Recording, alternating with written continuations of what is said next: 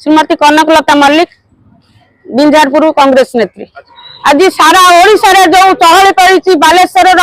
छात्री देवी Fakir Mohan college छात्री देखिए आज से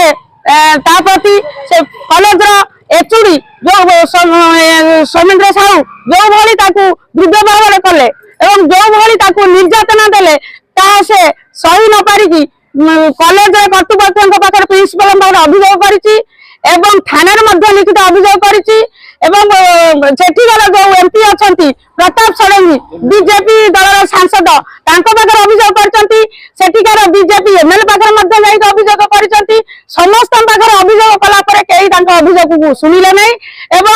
बारंबार से कॉलेज एचुड़ी निर्यातना देला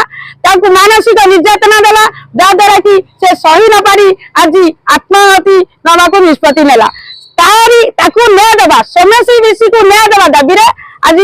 ओडिशा प्रदेश कांग्रेस कमिटी सम्मान्य सभापति श्रीजुक्त भक्तचरण दास आज आह्वान देइछंती सोमेश्वरी को न्याय देवा को ओडिशा बंद डाकरा।